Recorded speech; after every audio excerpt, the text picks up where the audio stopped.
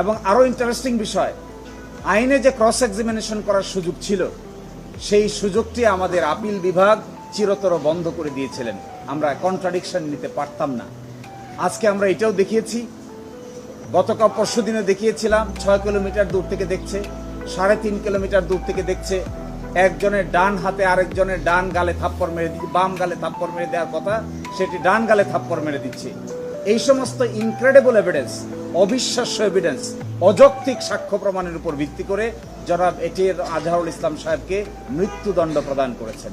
এই ক্ষেত্রে যিনি মাইনরিটি জাজ ছিলেন ম্যাডাম জাস্টিস জিনাতারা, তিনি কমপ্লিটলি এই সমস্ত অন্যায় অবিচারের বিচারিক প্রতিবাদ করেছিলেন। কিন্তু সেই বিচারিক প্রতিবাদ তখন কেউ শোনার ছিল না। আমরা এটাও বলেছি, জনাব এটির আজহারুল ইসলাম সাহেবকে আল্লাহ বাঁচিয়ে রেখেছেন। এটি আল্লাহর পরিকল্পনা। এই আল্লাহর পরিকল্পনার ভিত্তিতে তিনি বেঁচে আছেন। এই জন্য আজকে আমরা আদালতের সামনে আল্লাহর পরিকল্পনার ভিত্তিতে আমাদের যুক্তি উপস্থাপন করার সুযোগ পেয়েছি। তারা যদি সুযোগ পেত, তারা যদি মনে করত এবং একটু খেয়াল করত, তারা চাইলে এটিএম আজহারুল ইসলাম সাহেবকেও ফাঁসি কাস্টে ঝুলাতে পারত। কিন্তু আল্লাহর পরিকল্পনার উপরে তারা হাত দিতে পারে নাই। এই কারণেই আজকে আদালতের সামনে আমরা আশা করি আগামী 27 তারিখ যে রায় হবে, বাংলাদেশের বিচার বিভাগের ইতিহাসে নতুন ইতিহাস রচিত হবে। আমরা এটাও আশা করি আগামী 27 তারিখে যা রায় হবে, এর মধ্য দিয়ে বিচার বিভাগীয় কলঙ্ক কিছুটা হলেও দূর হবে।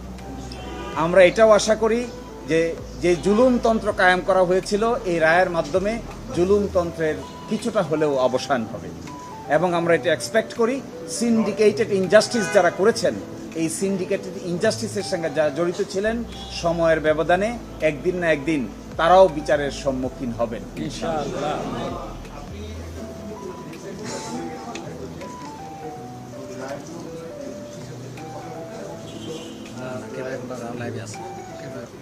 তিনি তার বই দ্য ব্রোকেন ড্রিম চ্যাপ্টার 9 সেখানে তিনি স্বীকার করেছেন, যখন ট্রাইব্যুনাল প্রতিষ্ঠা করা হবে তখন ওখানে মতদ্বৈততা হচ্ছিল, তখন তিনি সিক্রেটলি দি দেন প্রাইম মিনিস্টারের সঙ্গে দেখা করেন, তাকে বোঝান এবং রাজি করেন।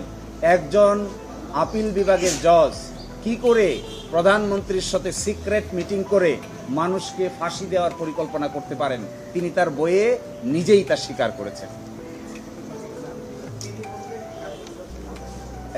জনাব এস.কে. সিনহা সাবেক প্রধান বিচারপতি, তার আগে তিনি ছিলেন আপিল বিভাগের বিচারপতি।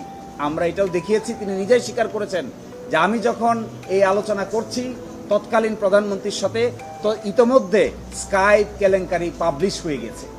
তখন আমি নিজাম হক নাসিম সাহেবকে ডেকে জিজ্ঞাসা করলাম, তিনি শুধু চান আপিল বিভাগে চলে আসার জন্য।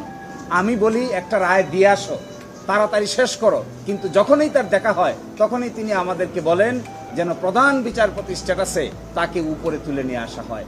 এসব কথা তিনি তার বইয়ে বলে দিয়েছেন।